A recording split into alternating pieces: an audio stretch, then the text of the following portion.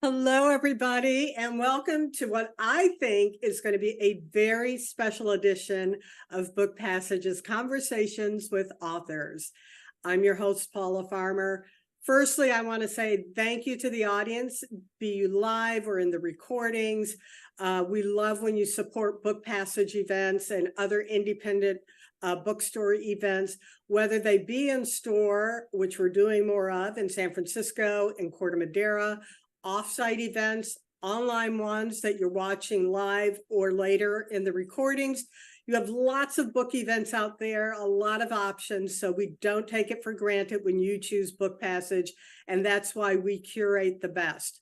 Today is no exception, and why I say this one in particular is special. One, we're doing fewer online events in general, and two, the topic, AI. So get your questions and comments ready, put them in the chat, and we will get to them later. And lastly, our guest of honor and her moderator, both very special. They're stunning talents. So we're happy to have them. So more on that later, but for now, let's talk about the featured book. You'd have to be living under a rock in a cave to not know everybody's talking about AI. It's the conversation among everybody with no signs of going away anytime soon. The technology is permeating every aspect of society. It's both fascinating and it's also frightening, to tell the truth. Today's featured book, Unmasking AI, goes beyond the headlines about risks produced by big tech. It is the remarkable story of how author Dr. Joy Buolamwini uncovered what she calls the coded gaze, the evidence of encoded discrimination and exclusion in tech products, and how she galvanized the movement to prevent AI harms. Speaking of our Dr. Elaine will discuss that later. She is the founder of the Algorithmic Justice League, a groundbreaking researcher and renowned speaker. Her writing has been featured in publications such as Time, New York Times, and Harvard Business Review, just to name a few. She is the recipient of numerous awards, including Rhodes Scholar. I feel that's kind of a drop the mic moment, but I'll continue. And the Tech Innovation Award from the Martin Luther King Jr. Center for Nonviolent Social Change. Her moderator today is none other than the luminous and multi-hyphenated Elaine Welteroth. Elaine is an award-winning journalist, TV host, and author of the instant New York Times bestselling book, More Than Enough. At age 29, she was named the youngest editor-in-chief in Condé Nast history, where under her leadership, Teen Vogue evolved into a platform that elevated marginalized voices. Elaine can now be seen weekly as a judge on Bravo's Project Runway, and her masterclass on redesigning your career has helped thousands navigate career transitions. She also has a popular advice column that appears in the Washington Post. I think it's about a year old. With that, I'm going to turn it over to Elaine's capable hands. Thank you both for joining us. Thank you for that glowing introduction. I am very honored. Thank you. And thank you for having our books on display. We love that, don't we? Yes, Dr. Joy? absolutely. So we have, thank you to everyone who is joining us today on YouTube. And I just want to start by kicking this off with a congratulations to you, Dr. Joy, because since I've seen you last, you've inherited a couple new titles, and one of them is best-selling author. So congratulations on the incredible book, but also I hear that you've become not just a doctor, but a double doctor. So can you just break down what exactly that means for the people so they understand you know, who we're sitting with today and who we are getting. Don't have me hype myself up. Okay, I'll hype myself. I'm happy to hype you. Listen, I'm happy to hype you. If you'd like, let me go ahead and just take a little stab. So not, as I said, not only have you recently become a best-selling author, but you have 2 doctorates. One that you worked long and hard for in the traditional sense, and you've also just become an honorary doctorate and joined a very esteemed camp of folks that includes Abraham Lincoln, Bill Clinton, and your fellow Rhodes Scholar, Mr. President Obama. So, I mean, fill in the blanks for us, but that's just a great place to kick off. All good. Yes. So the book talks about my journey of going from an eager kid excited about tech and robotics all the way to earning my PhD at MIT. So that is the earned doctorate. It's actually I'm 3rd generation in my family, so continuing that legacy. And it was not easy to get that doctorate. So 3 months after I earned it, I was also given an honorary doctorate. And this was the Doctorate of Fine Arts in honor of my mom. And I begin the book talking about being the daughter of an artist and a scientist. So to have the PhD from MIT and then to have the Doctorate of Fine Arts from Knox College, it was a double blessing. Well, I am just, and I'm never not in awe of you. I feel very honored that our paths have crossed multiple times in our careers. And every time I see you, not only do you just, your spirit puts such a big smile on my face and your work gives me hope, but your accolades, they just continue to inspire. And I'm just so proud of you. So we without further ado, let's dive into this conversation. We are going to have a fun and informative conversation today about everything from sort of immediate AI harm to the impact on creative rights, to biometric rights. But I want to kick off by sort of contextualizing all this through the lens of your book. Let's start by talking about just the title itself, which, you know, in it, you say that your mission is to protect what is human in a world full of machines. So I want to hear a little bit more about how you got started on this mission. But first, can you just, you know, characterize what it means to be human in your mind? Because as more and more machines are taking on human capabilities and human characteristics, I think it's important for us just to start at, you know, a base definition of what distinguishes humans from robots. That's a great question. So to me, part of being human is the ability to express ourselves, our ideas, our vulnerability, our stories. And when I think of AI systems, often we think of the end product, the creation. We don't necessarily think about the creators or the process of creation. And that whole piece of it is what is human, our motivations, our relationships, our fears, our fascination. And I think part of protecting what's human is acknowledging the importance of our stories. The other element is quite literal. You now have AI systems that can do deep fakes. So take your face, take your voice, take more. And in that case, it's literally, how do we present the essence of who I am?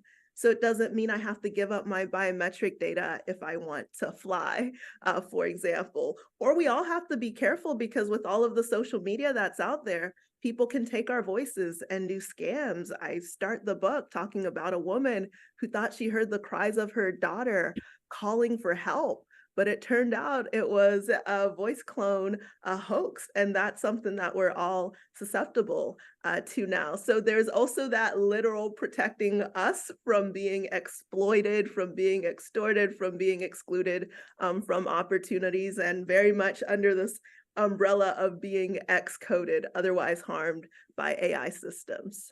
Mm-hmm. Well, you are like very clearly one of the foremost experts on AI, which is something that is both extremely topical and also hard to understand for the layman. So if you could just help us understand how you got started on this mission. When did you get started? Tell us a little bit about your journey to this work.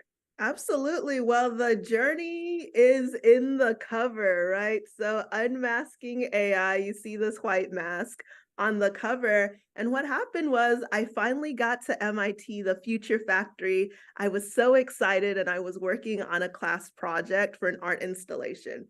And it happened to use face tracking technology. And it was around Halloween time, so I had a mask lying around. So I was trying to get this thing to work to track my face so that I could turn into maybe Serena Williams or say hello. I was literally just trying to have fun. I was not on a social justice mission at all. And then it didn't work until I started playing around. So I was like, okay, it's not getting my face. What if I draw a face on my palm? So I drew a face on my palm, held it up like this, and the face on my palm was detected. So after that, I was like, okay, this is a little wild. So I happen to have a Halloween mask around. I put on that white mask. I didn't even have it all the way on my face. Like it was already detecting it before it ended up on my face. And I took it off. My dark skinned face wasn't detected.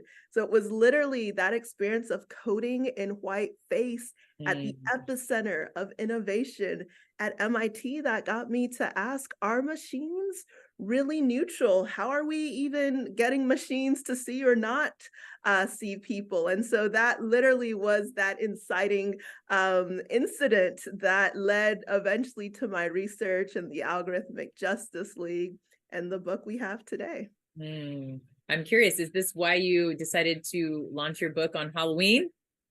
It might be. The first word of the book is literally Halloween. This is interesting. Well, I think that that's such an apropos way to introduce your book to the world. You know, by the way, Darren Walker, who's incredibly accomplished and impressive as well, president of the Ford Foundation, says if you're going to read only one book about AI, this should be it. So I hope that is encouragement to anybody out there who's listening to you talk right now to go pick this book up and dive in.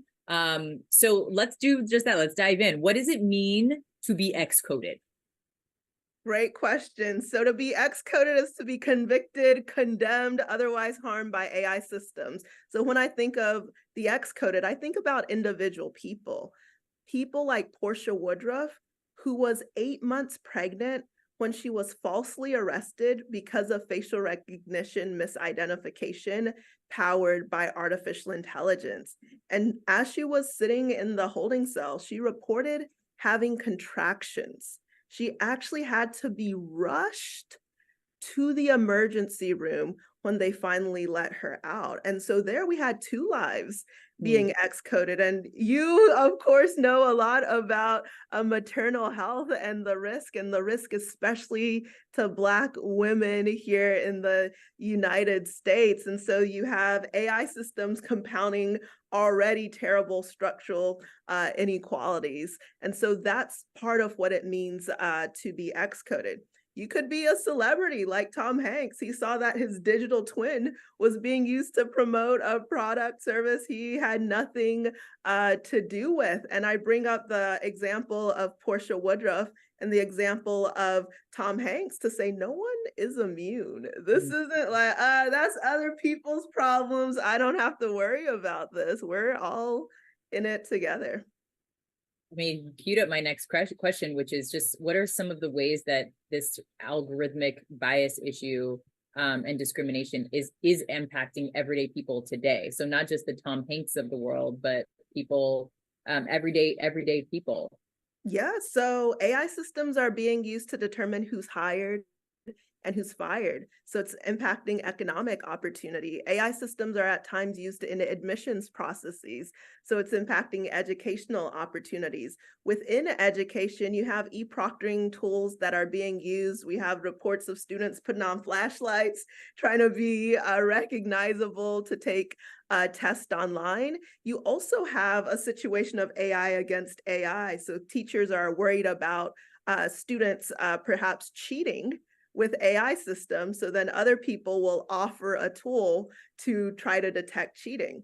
studies of these types of tools have actually shown they're biased against people with English as a second language. And so what's being flagged isn't necessarily that someone has done something wrong, but they don't fit a norm that's been defined by somebody else. You can be excoded if you don't get the right organ transplant, or if AI systems are used as part of triage, or if AI systems are used to determine the amount of insurance you have and how long it will cover your condition. And so we continue to see many ways, whether it's from employment to education, healthcare. You also have tenant screening algorithms, right? And AI systems being used to inform mortgage decisions. So it's impacting housing. So just about every major area of life you can think about, we're seeing the adoption of AI systems. And with that adoption comes the risk or reality of algorithmic discrimination, algorithmic bias, and AI harm. I just want to double click on that a little. And can you just walk us through one of those examples and what this actually looks like? So let's take the example of employment. Yes. So would love to talk about, let's say, just resumes. So Amazon had an internal recruiting tool, and it was meant to screen resumes to see who would get a position, right? Mm-hmm. As they were going and testing that tool, they saw that it systematically excluded women. So if you had something like a women's college listed, that was not going to help your case. And try as they might, they actually weren't able to get rid of that bias. So the question is why? What's happening? So when we're looking at the types of AI systems that are being adopted, they're often based on machine learning. Machine learning? Machine learning means machines, AI systems learning from data. And in this case, the data included those who had been hired in the past. So this is why I say the past dwells within our data. So if you had a pattern of hiring a certain type of person for that role, and somebody who didn't look like that person came in, even if they were qualified, that's where you get the algorithmic discrimination. But now, instead of the gatekeeper you might think is racist or sexist, you've traded in that human gatekeeper for an algorithmic gatekeeper that we're assuming to be neutral, but is actually embedded with all of the prejudice of the past. And it's even harder to push back against that, right? Who do you go to HR? You know, when it's the AI system. So that's just one example of past decisions being embedded into the technologies that are meant to put us into the future. Very scary. But since we know this, we've known this for years. How can we utilize AI to interrupt and break these patterns, to actually fix the issue of discrimination, utilizing AI technology? What I've learned over my work is we have to not use AI to combat AI, but keep in mind the human. And this is part of why I brought up that example of the AI trying to detect who's cheating or not. Because oftentimes when we create that counter AI, it still builds in its own types of biases. So my process, especially when I was looking at facial recognition technology initially, I was like, oh, it's a technical problem. It's not as accurate. There must be a technical solution. Exactly. Let's go collect more data. But even to do that, I ran into issues, right? Because you have to think about privacy and consent. So if you're going to get that data, did you get permission? After my research came out, Google reportedly hired, a firm to diversify their data sets, and that firm was reportedly getting the faces of homeless people within that data set. So that's why I'm always cautious about, okay, let's use AI to combat AI and really think, what are the structural issues we're trying to address?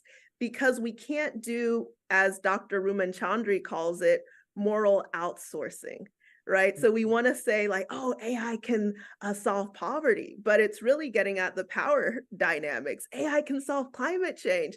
It's not just knowing climate change is happening, it's actually getting people to make different decisions or getting companies to make different decisions. And so as tempting as it is, and I was very tempted, right, as a computer scientist, to want the AI tool to be the answer, we have to be the answer. And that requires being reflective. That requires making hard decisions. Ooh, I mean, you paint a compelling, you create a compelling argument. But what does that look like? Give us a case study where AI was creating or perpetuating problems, societal problems that we've been battling for generations, namely, bias and discrimination, and a way in which humans and robots or AI technology can coexist to solve that problem in our life. Yeah, what I'm saying is probably more so not relying on the robots or the machine. So for example, I think of the Brooklyn tenants. The Brooklyn tenants were in a situation at Atlanta Plaza Towers where their landlord wanted to install a facial recognition system. Mm-hmm. They were a little suspect, and they actually reached out and they said, we saw your research. We're a little concerned. The company is telling us these tech systems work because they tested it on Fortune 500 companies, right? So that's the first thing we can be doing, actually testing systems to make sure, wait. This was developed for one situation. Now you're porting it over here. Does it even work in that context, right? So that's humans questioning the AI and questioning the context. Then they organized, right? So they had protests. They also had amicus letters. That's where I came in. We were saying, we're basically co-signs, like, sure, I'll put MIT on the back of this letter, but it's everything they're concerned about is valid. And through all of those efforts, they were actually able to stop the adoption of that harmful AI system. And I think that's really important that people understand that you don't have to automatically adopt these systems or assume just because it's technology, it's going to make things better, and that we can have fallbacks and alternatives. The alternative was using the key fob they'd already been using, right? Did we actually need the AI? Another type of example that I want to get into is how easy it is to fall into the hype around AI. And so that shapes our beliefs of what's possible. Case in point, the chatbots are getting good. We can replace our call center. So you had the National Eating Disorder Association, NEDA. I believe some of their call center workers unionized. They were demanding better pay, all the good things. The management said no, out the door, fired folks, and replaced them with a chatbot. Chatbot goes online, people start chatting. Turns out the chatbot was giving information that's known to make eating disorders worse. Wow. So because of the belief in that hype, right, of efficiency being better than humans and so forth, people lost their jobs, but also the whole core of that organization existing, its mission to help those with eating disorders, was compromised. So I think it was May 25th, it was, it wasn't even a week, the first headline, workers replaced by chatbot. Not even a week later, chatbot shut down. And now you have discredited and devalued that human insight, right? So this is what I mean with protecting what is human, where we don't get so caught up in the hype. We devalue what it is we have when we know a space and something intimately. Okay, well, for the devil's advocate listening, can you give us an example of AI actually improving the human experience or human condition in some way? Absolutely. So now that I've made sure we don't overhype it, here's some things. Okay, so major breakthrough that I and for sure will continue to help humanity was the release of AlphaFold. So AlphaFold came from DeepMind, and it was really looking at solving this issue of protein folding, right? And so knowing how proteins fold actually helps us to develop better drugs, better therapeutics. And in the book, I talk about being a little girl and going to my dad's office and feeding cancer cells. So when I was little, I would see these types of ringlets and rods. They looked like abstract paintings to me, but they were actually images of proteins. So to then go full circle and see AI systems being used to actually characterize the 200 million known proteins, right, is a huge step forward for science. So I certainly believe there are benefits for AI. I think they get a ton of hype, right? Which is why I bring in that cautionary tale. The other thing that I think is fun is to see creative collaborations with AI. I was recently in New York and I went to MoMA, and there's this data mural called Unsupervised, and it shows data that is from the MoMA collection, but visualized in really interesting ways. And so as I was watching the data mural, I came up with this idea of silkworm eulogy, because that's what the image looked like to me. And then later on, I connected with the music producer, and then he heard silkworm eulogy, and he came up with what silkworm eulogy sounded like to him. And so this is a really sort of fun AI machine collaboration where there's inspiration coming in and human expression throughout. And I want to say the way I even got into this was using AI for fun. I was building an art installation that was an interactive display. Another one I did was called Upbeat Walls, and we use face detection where you come to the mural, it detects your face, and your face, the movement of it, becomes a paintbrush. And each paintbrush has its own musical beat. And so you literally create this live sound wall based on your movements and your face.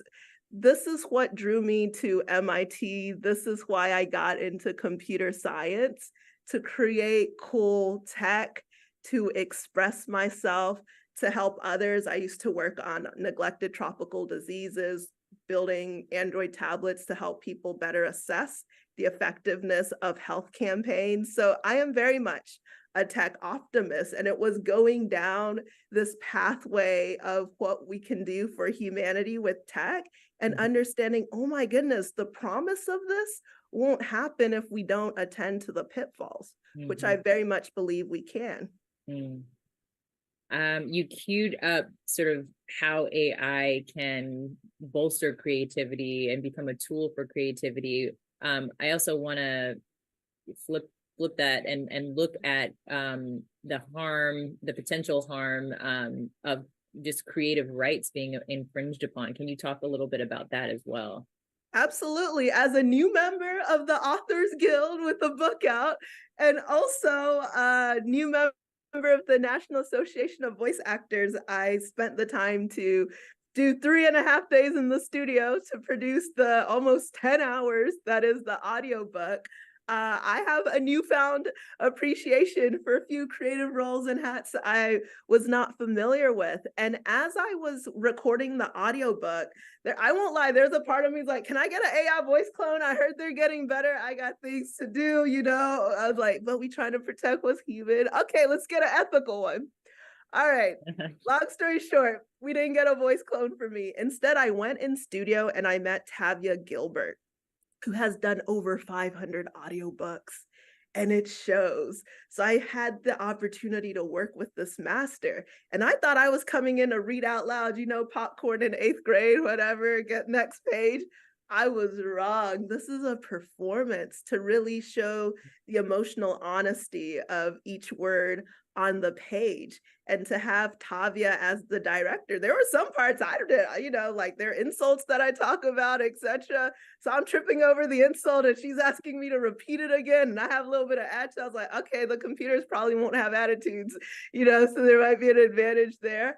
I ate gelato because I just been in Venice the week before, and that was messing with my vocal cords. So I then didn't eat gelato until after the records. So there's this biological piece of it that is just being human. But also what I realized throughout that whole process, because we also had the audio team there, we were creating this relationship and this story alongside the story that we were telling. And it's because I had no idea truly what voice acting was that I thought it could be so easily automated.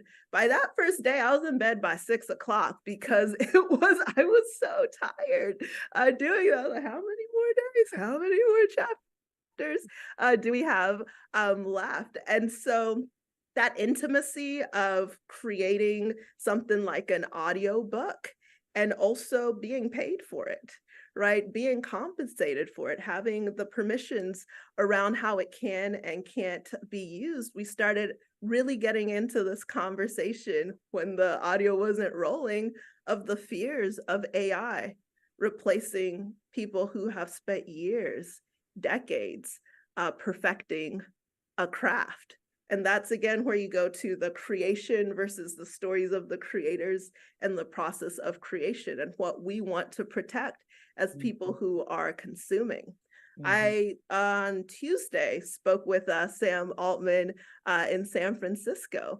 And as you know, OpenAI and many others are facing lawsuits because of allegations of using copyrighted data.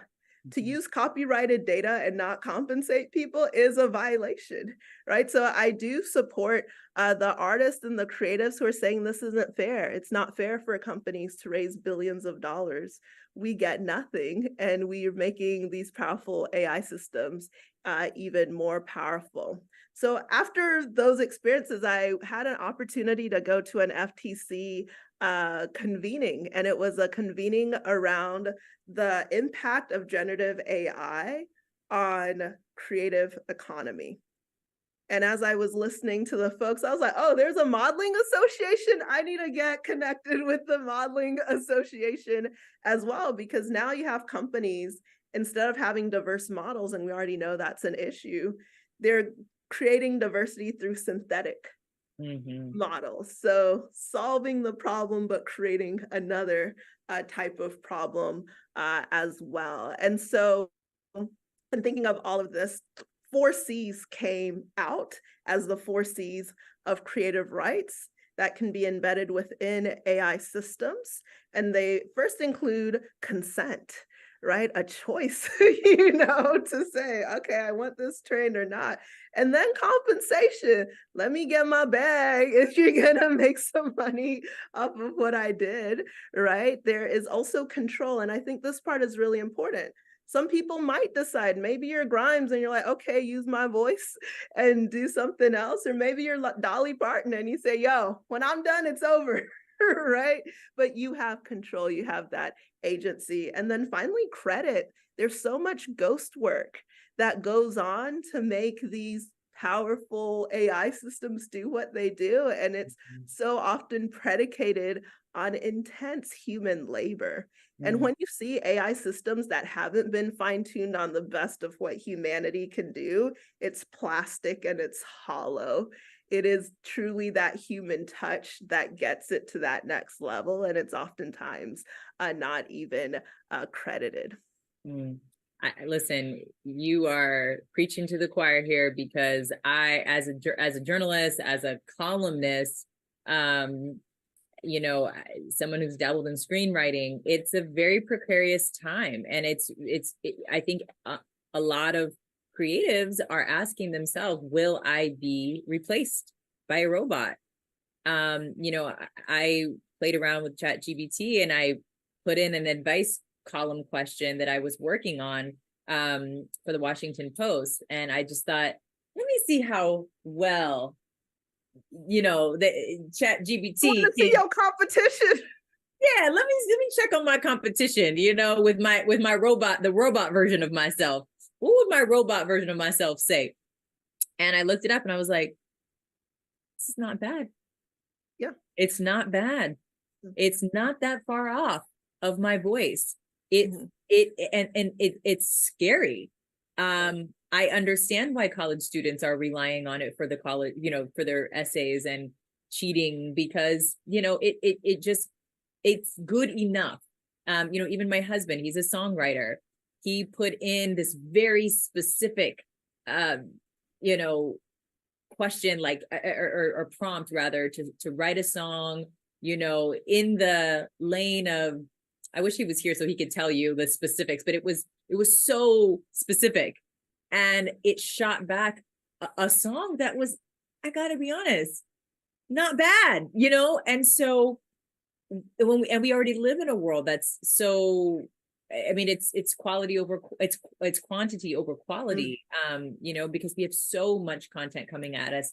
Do people really value the quality of, the human touch, and do they care about the distinction between the human mind, like analytical mind, versus just like the AI knockoff version of that? And so I'm just curious, like, on behalf of all the creatives who are wondering in this moment, will I be replaced by a robot?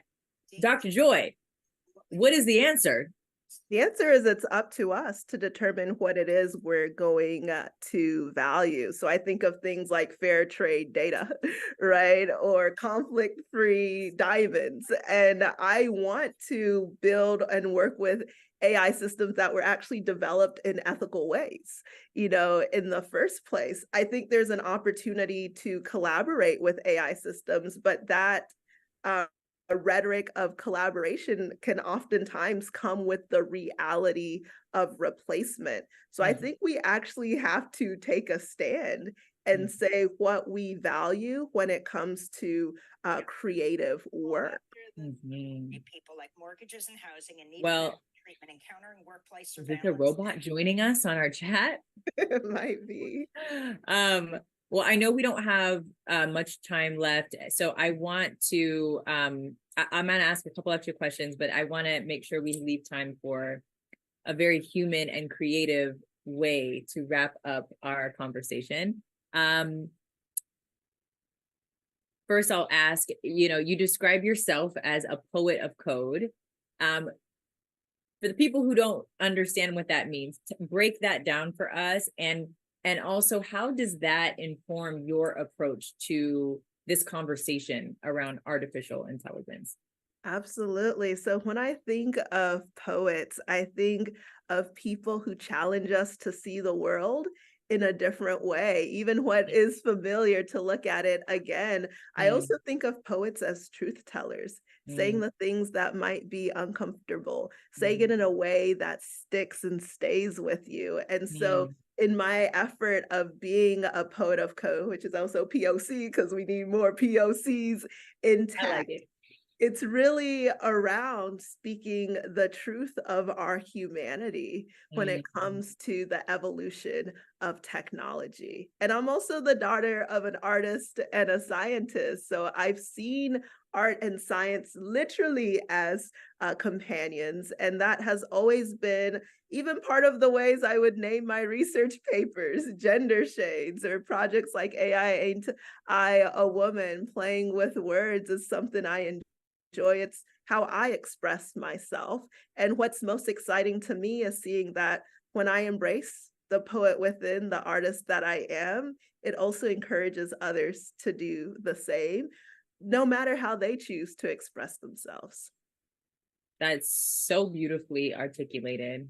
I'm going to be thinking about your description of poetry, I think, the rest of the day.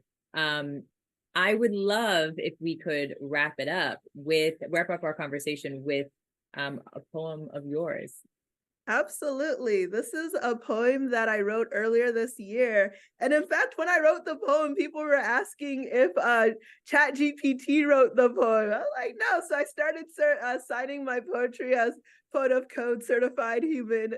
So this is my human poem about artificial intelligence, and it's called Unstable Desire.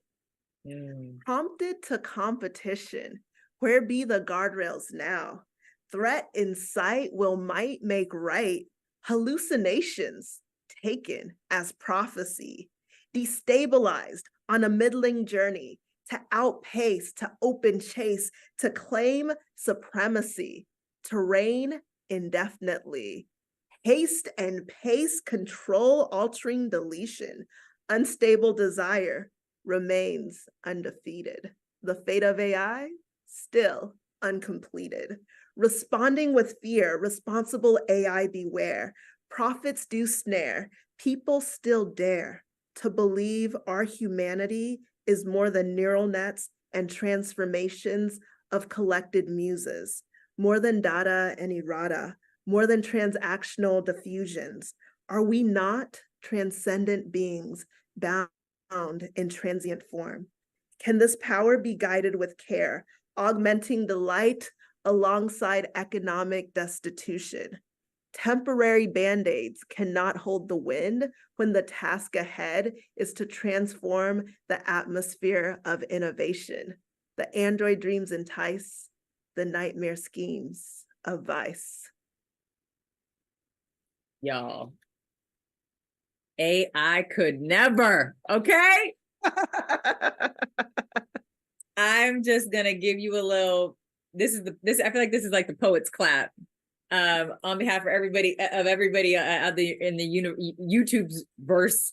Thank you for sharing that. And by the way, do you have any poetry in this book of yours? That's one of the poems in the book. Okay. But some people come for the AI, they leave with the little poetry. Some people come for the poetry, they leave with little AI knowledge. So there's some for everybody. Find you an author who could do both. You know what I mean?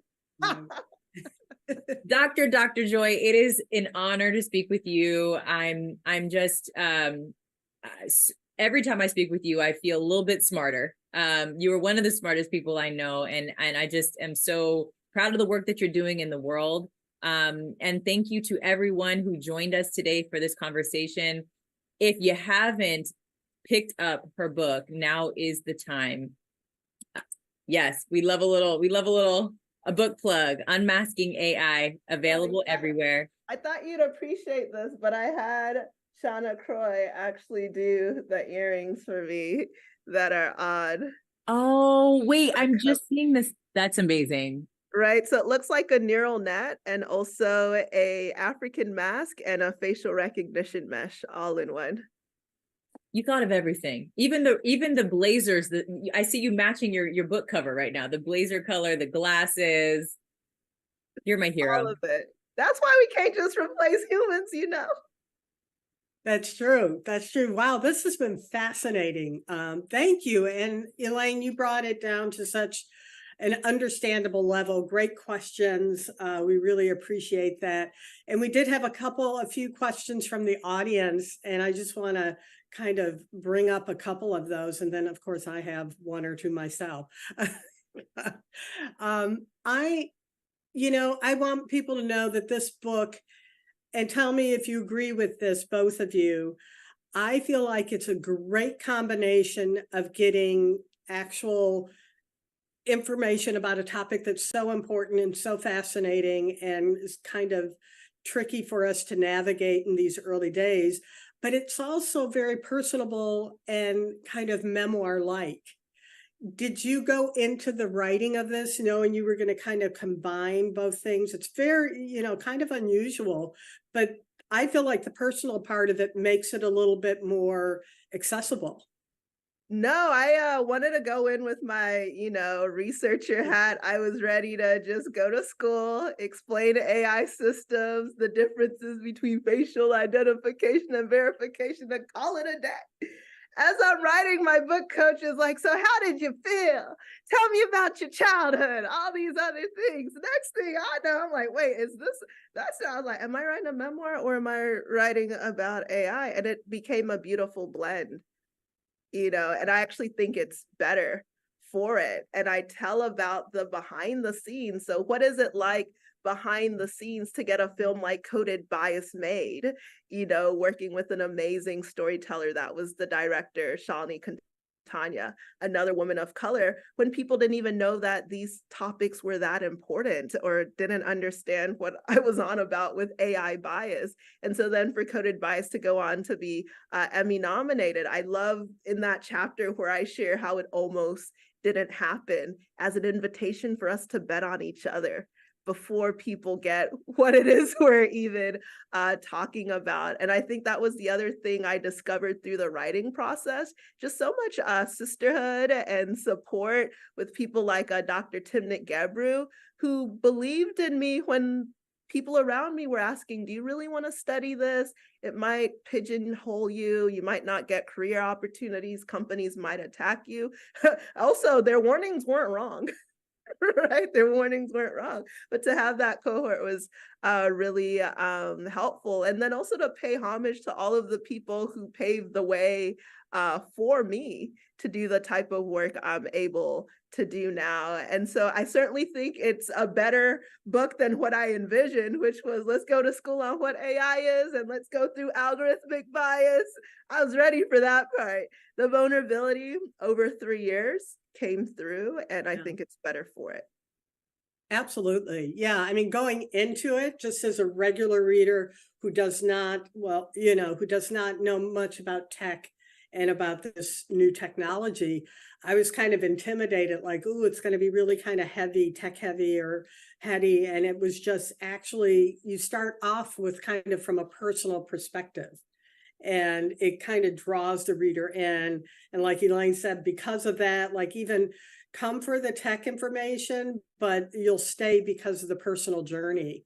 And also Allison says that she wants to know, we as in regular non-tech experts or savvy folk hear so much about the wonders and worries of AI, but how can we at the beginning of all this, what is the best ways to start protecting ourselves now, as well as on the good side, embracing the good of AI? Like while I guess she's saying, because we're kind of at the beginning, we don't know on a very kind of practical level what just regular people should be preparing for or doing.